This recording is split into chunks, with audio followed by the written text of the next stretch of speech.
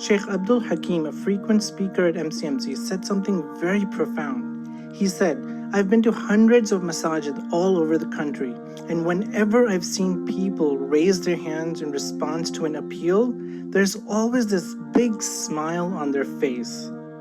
Subhanallah, just let that sink in. It's like imagine if someone jumps in a swimming pool, it is 100% guaranteed that this person will get wet. Similarly, once we donate for the sake of Allah, it's like jumping in a pool filled with happiness. You are guaranteed to be drenched in happiness. Brothers and sisters, we are reaching out to you with an urgent appeal regarding MCMC operations. There has been no Jummah collection for almost 2 months now, and now with the masjid closed during Ramadan, it is indeed a huge financial burden. Ramadan is the time we collect funds that enable us to do hundreds of programs throughout the year. We collect funds to improve our security, to improve the overall facility, and to do outreach work throughout the year.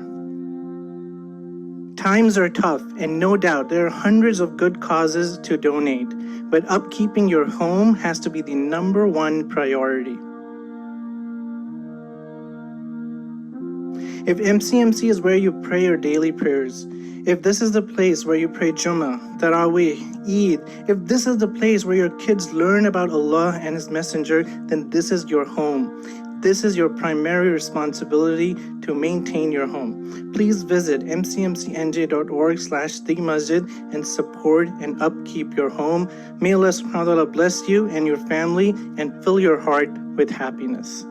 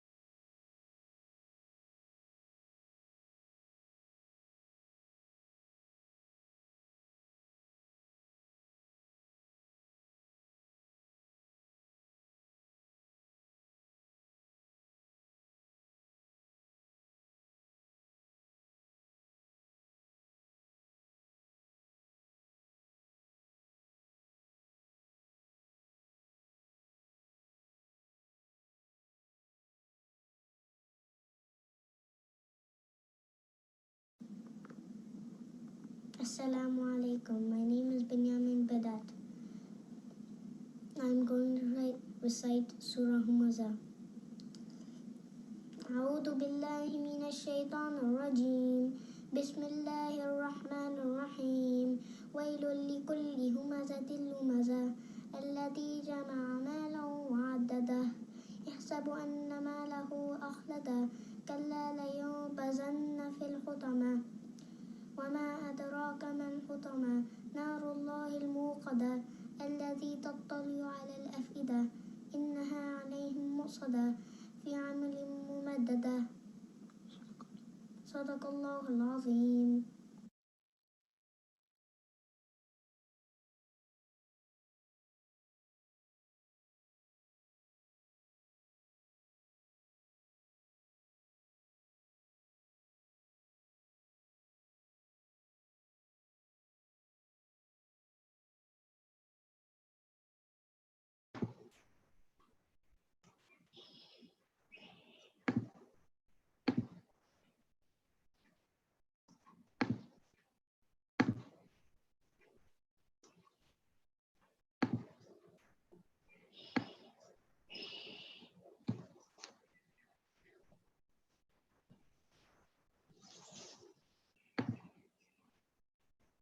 Assalamu alaikum wa rahmatullahi wa barakatuh, everyone.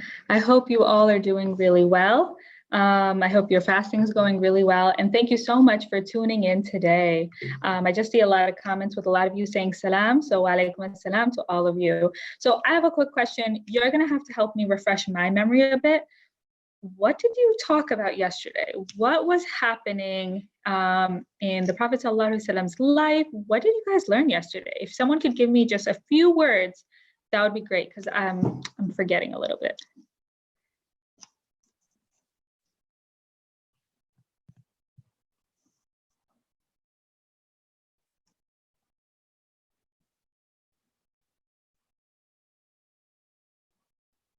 So this is when, as parents, you can allow your children to type in a comment.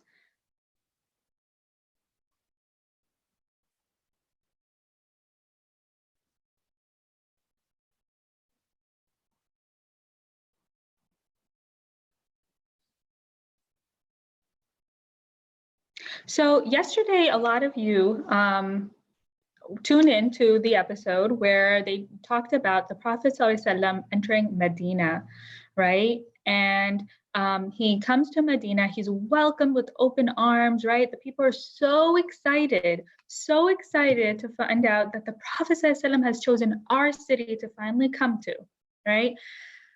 But now the Prophet ﷺ needs a place to stay, right? So the question comes up, where will he stay, right? It's not like there were hotels during that time. The Prophet ﷺ had to figure out where he would stay. And everyone was welcoming him, right? Everyone wanted him to stay with him. Like, think about it. Think about the Prophet ﷺ coming to your neighborhood, your city, and searching for a place to stay, right? You, your parents, everyone would be on the streets saying, please come stay with us. Please come stay with us. It would be such an honor, such a privilege, right? The best guest is going to come stay with you. So everyone was pulling him and telling him telling him to come stay with us, right? And the Prophet ﷺ, he was a person with really good manners. And what he didn't want to do is stay with one person and make other people feel bad, right? He wanted to make the most fair decision of all. And so he decided to decide on a different way, right? It wouldn't be based on who was asking him, but rather he said that he would let what he was riding on decide. So before I get into the story, does anyone know what he was riding? And it wasn't a car, because they didn't have cars during that time, right? What animal was the Prophet ﷺ riding? And I'm going to look at the comments to see what you guys can say. Okay, so someone said a camel. Ooh, another person said a camel. And you're absolutely right, it was a camel. So the Prophet ﷺ decided, oh, I like the emoji of the camel, nice job. So the Prophet ﷺ decided that he would allow the camel to decide, that Allah would guide the camel.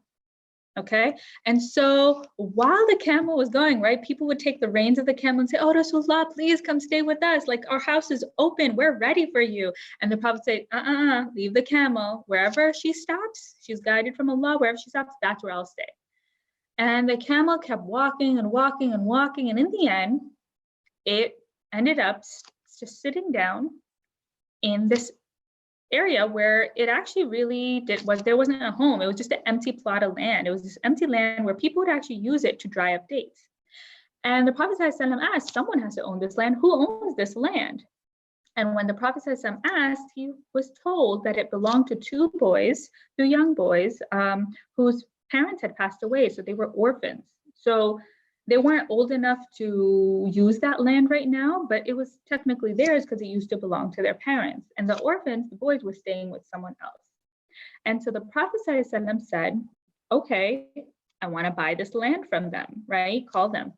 And the two boys, when they found out that the Prophet ﷺ had chosen that piece of land, they said, oh, Rasulullah, like, we give this to you as a gift, right? Imagine, the Prophet coming and wanting something that's in your house or next to you, right? You would just want to give it to them, right? Because you love the Prophet so much.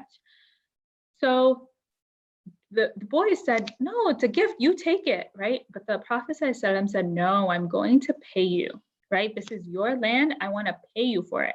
And then the Prophet decided that this place would become the masjid and the place where he would have his home nearby, right? And there was a person standing there by the name of Abu Ayyub, right, who really paid the orphans. So he found out how much this land would cost and he paid them. And so there's a really important lesson that we learn from the Prophet ﷺ actually paying the orphans, right? The Prophet ﷺ was a really fair and just person. He could have easily taken it away from them, right? It's not like they were old enough to really use the land. They also didn't have parents, right? But he wanted to be fair and square. And he said, no, this belongs to someone. So I'm going to give them their due right and their money. It doesn't matter whether you're a child, whether you're an adult, right? Everyone gets fair treatment and everyone gets good treatment. And so the Prophet ﷺ even cared for the people, right, who were orphans, and he made sure that they got what they deserved. Okay? So now here's the issue. We know the area where the masjid is going to be built, but there's nothing built yet. So the Prophet ﷺ still has to find his home where he's going to live. So how does he decide that? Well, remember the man who paid the orphans, right? His name was Abu Ayyub, and his house was the closest house next to this land that they had just bought, where the masjid would be built. And so Abu Ayyub said, you still need a place to stay. My place is the closest. And so the Prophet ﷺ agreed, why don't you come stay there? And the Prophet ﷺ agreed, right, to stay there. And when Abu Ayyub found out that the Prophet ﷺ agreed, he rushed, he took the Prophet's luggage and ran home and told his wife, Ayyub, right, the Prophet's staying with us, the Prophet's staying with us. And they were so excited. Can you imagine the Prophet deciding to stay with you, right? Imagine just running home and, telling everyone, quickly get things cleaned up, quickly prepare the food, right? The best guest is coming, so stay with us. And so he was so happy that he would be hosting the Prophet. Now, when the Prophet ﷺ came, they lived in the place where Abu Ayyub stayed was kind of like a little apartment, you could say. There was an upstairs and a downstairs level. And so the Prophet ﷺ said, look, I'll stay with you. I'm really, happy, but I would like to stay in the downstairs level while you stay in the upstairs level so that we have some privacy. And you know what? I know that I'm a prophet, okay? And there's going to be a lot of people visiting me. Right? Think about it. When a new guest comes, think about it when your relatives come from far away sometimes, right? Don't a bunch of people come to visit them in the area, right? Or when you sometimes go to a different country, right? Sometimes all these relatives come to visit you. So imagine the Prophet, who is the most honorable person, right? Everyone wants to visit him. Everyone wants to see the Prophet. So the Prophet knew this. So he said to Abu Ayyub, you stay upstairs, right, with your wife, and I'll stay downstairs so that when people come to see me, they don't even bother you. And it'll just be easier. And so they decided to do that, right? Abu Ayyub stayed upstairs. The Prophet would stay in the downstairs area. Now, Abu Ayyub respected the Prophet a lot, okay? And he actually was uncomfortable with the idea of staying upstairs while the Prophet was downstairs. And why? Because he didn't like the idea that the Prophet was beneath him. And think about it, when you live in a place that has an upstairs and downstairs, what happens when people are running upstairs? Or what happens when people are stomping their feet upstairs? It makes a lot of noise, right? And it disturbs the people downstairs. So Abu Ayyub was worried about disturbing the Prophet ﷺ. He said, what if I walk and I disturb him? Or if I'm walking and the Prophet ﷺ is sleeping, right? It doesn't seem respectful. And so Abu Ayyub and his wife, Ayyub, would be so afraid of disturbing the Prophet ﷺ, they would actually just sleep in a tiny corner on the side and not move at all. And they would really try not to make any sound or any movement. And so it shows you how much they respected the Prophet ﷺ, that they went weeks without properly sleeping or moving about because they wanted to be so careful. Now, there's a lot of stories that happened with Abu Ayyub and the Prophet ﷺ staying with them. And one was that one day, in the nighttime, a huge pot of water fell while Abu Ayyub was sleeping upstairs, okay? So there was this huge pot of water, a jug of water, and it shattered and broke, and the water went everywhere. And can you tell me what happens when there's like a leak, when there's like a water leak upstairs? What happens to that water? What happens to that water? And some of you guys may know, like if you live in an apartment complex, right? And Sometimes if the person who lives upstairs leaves the water running, what happens to your home? What do you end up seeing? You could tell me in the comments.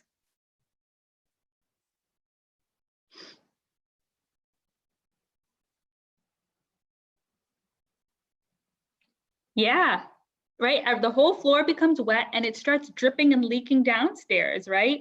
If it's not cleaned up quickly enough and if there's so much of it. So Abu Ayyub and Ayyub were so scared. They said, oh my God, the Prophet ﷺ is downstairs and then there's gonna be water dripping on him, right? We don't want that. And so they were so worried they didn't want to move around too much to wake the Prophet ﷺ. They took what they had to dry the water. And what they did is they took their comforter, their blanket. That's the only thing they had at the time right next to them. They took their blanket and they covered the spill. It was a huge spill. And what happened is that the blanket soaked everything up. So now everything's dry, but guess what? Ayyub and Abu Ayyub did not have a proper blanket to stay warm in, okay? Because the blanket that they were using got all wet. And so they stayed up the whole night just shivering because they didn't want to disturb the Prophet ﷺ. And so Abu Ayyub and Ayyub were both very special people because of the way they, the manners they had for the Prophet and how they respected the Prophet ﷺ. Now, when the Prophet ﷺ lived with them, there was a lot of miracles, okay, that would happen. A lot of amazing things that would happen that we normally wouldn't see. So Ayyub, right, Abu Ayyub's wife, she would sometimes just cook for 2 or 3 people, right? She would cook for the Prophet ﷺ, send it downstairs, and then she would cook for her husband and herself. So there would be only like enough for 3 people. And it would actually be enough to feed hundreds of people. So the Prophet ﷺ, right, would eat, and then people would visit him, and those Prophet ﷺ would say, oh, come inside to eat. And Ayyub would say, oh, Rasulullah, I didn't make enough. And he would say, it's okay, say Bismillah. They would say Bismillah, they would eat it, and there would be enough, and they would wait, look at the door, knock, knock, knock. More people would come in. The Prophet ﷺ would tell them, come, eat. And then knock, knock, knock. More people would come in to see the Prophet ﷺ, and then they would eat. And there would just be so much food left over. And so that was a miracle that with the Prophet living there, right, there was always more than enough food to go around. And people would actually line up to drop off food for the Prophet because they were so excited that their neighbor was the Prophet that they would make these wonderful dishes every day and wait and say, oh, can we please have lunch with you? And there were so many people visiting this house and bringing food that there was actually a schedule. Right, there was a schedule. So Abu Ayyub would say, okay, the Prophet lives with us, so we want to have dinner with him. But for lunch, everyone else can make a schedule of when you're going to have lunch with him, but dinner is always with us. And so this was the blessing of the Prophet living with Abu Ayyub and Ayyub. Okay, now, what would, a lot of people would ask Abu Ayyub, what was it like living with the Prophet? Can you tell us stories, right? Can you tell us how it was? Because you got to be so close to him. What an honor. And so Abu Ayyub told a lot of stories to people of how it was. So he shared that one time, for example, Abu Ayyub, he roasted an animal. So he made like a nice feast of bread and this wonderful animal. And they all sat around to eat it. And the Prophet ﷺ said, oh, please take some to my daughter Fatima radiallahu anha too, right? He said, even though she's not with us right now, right? I know she'd love this meal. And so please give her some too, to take some for her too. And what that tells us about the Prophet ﷺ is that he was thinking of others all the time, right? When he ate something good or when he saw something good, he wanted it for other people too, right? And so that teaches us that sometimes, for example, when you're eating a delicious meal that maybe your mom or dad or your sibling or your cousin or your friend really likes it, right? Think about them and save some for them and give some for them, right? It's good manners. It's something nice to do, right? Or maybe you see something in the store that someone would like, right? Instead of always keeping it for yourself, think about other people too. Who would like it? Who can I give it to? Because even our Prophet did that, okay? Another story that Abu Ayyub tells us that the Prophet ﷺ about his manners is that the way he would eat, right? He would eat a small portion. So Ayyub and Abu Ayyub would always cook the Prophet ﷺ meal and send it down. And the Prophet ﷺ would always eat a small portion. He didn't overeat. he would just eat a small portion. He would always eat from the front so that the rest of the plate didn't get ruined. And the food that was left over, he would send back. So he never wasted food, sallallahu. So we learn manners of eating, how to eat. There's also another story that we find out that the Prophet sallallahu would not really like foods with strong smells. So one day, Ayyub and Abu Ayyub, right, they made this dish and it had like a lot of onion and garlic in it. And they sent the dish down and the Prophet ﷺ sent the dish back up. And both of them got scared, right? They said, oh my gosh, the Prophet ﷺ didn't even eat from it. Was it that bad, right? Imagine, right, a guest coming and not eating anything from your plate, right? You get worried. You're like, oh no, did we do something wrong? Is something wrong with it? So Abu Ayyub came down, he said, Prophet ﷺ, like, was something wrong? What happened? And the Prophet ﷺ told him, oh, it's nothing. It's the food is fine. It's just that it has a lot of onions and garlic. So it has a strong smell. And I don't want it on my bread because I talk to the angels, right? I talk to other guests, so I don't want to disturb them, right? I don't want to cause a bad smell from me to come. And that teaches us, right, that we need to always be careful with how we look and how we smell. We need to be aware of that. Okay, we shouldn't just, have a bad smell coming from snacka. We should clean ourselves and keep ourselves clean. And so Abu Ayyub was able to learn all this, right, from the Prophet ﷺ living with him. Now, there was a lot of barakah again with the Prophet living in Abu Ayyub's house. It was the house that kept giving. And what I mean by that is even after the Prophet ﷺ's, the masjid was finally built and Prophet ﷺ moved out and finally went into his own home. And even years later, right, after the Prophet passed away, Abu Ayyub's house was famous, right? A lot of people would come and visit Abu Ayyub and say, hey, can you tell us about the Prophet since he stayed with you? And later on, it actually became a homeless shelter. So later on, people who would be traveling to Medina who didn't have a home, right? Women, children, maybe men, right? Who didn't have a home, didn't have a place to stay, they would actually stop and stay there for a while. And so this tells us that there's a lot of barakah, there's a lot of reward. And the Prophet ﷺ, because of him staying, this house continued to be a place that gave and was so helpful. And so we learn a lot of lessons, right? We learn that we should always respect the Prophet. Abu Ayyub, look at how much he respected the Prophet. There were nights where he was shivering and he was in the corner because he didn't want to disturb our Rasulullah. And it also teaches us to always serve others and think about others, right? Think about how Abu Ayyub did not even stop a minute to think. He just opened his doors to the Prophet, and how even the Prophet, right, would always give to others. He thought about his daughter. He thought about giving, even when people would come knock on the door, right, he would always say, come have food with me. And later on, how that house, Abu Ayyub's house, became a house for people who didn't have a home. So we always learn to give to others. Okay, so that's all that we have for today. Someone asked me, what is barakah? So that's a really good question. So barakah are like blessings, right? Like extra things that you get. So for example, remember when I was telling you the story of the Prophet ﷺ, people visiting the Prophet ﷺ and coming in to eat with them, and Ayyub, right, would say, I didn't make enough food, right? And the Prophet ﷺ would tell the people, no, it's okay, you could eat from this plate. And for somehow it would feed hundreds of people, right? There was extra that came out of it. That's barakah. When you have just enough, right? It doesn't seem like a lot, but it is able to give a lot, right? So it's like that extra goodness that comes out of things, okay? So that's kind of what barakah is. And it's blessings, right, that Allah gives. It only comes from Allah. So something that may seem like a little actually is able to give you a lot. So I hope that answers your question. So that is all we have for today. Definitely tune in tomorrow, okay? You can also fill out the questionnaire by 4 p.m. tomorrow. And 3 questions for today are, 1, which animal did Allah guide and help the Prophet ﷺ decide where to stay? Number 2, name 1 miracle that took place when the Prophet ﷺ stayed with Abu Ayyub.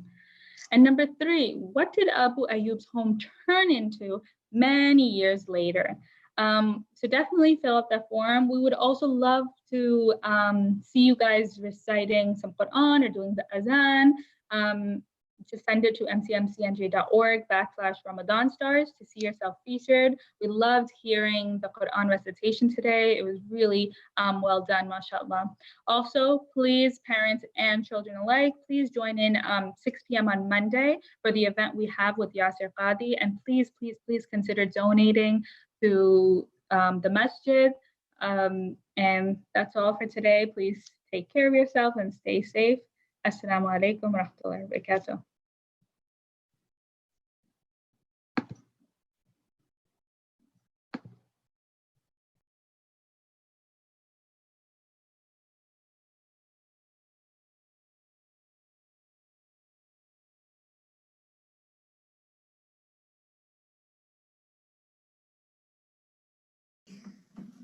Allahu Akbar, Allahu Akbar, Allahu Akbar, Allahu Akbar.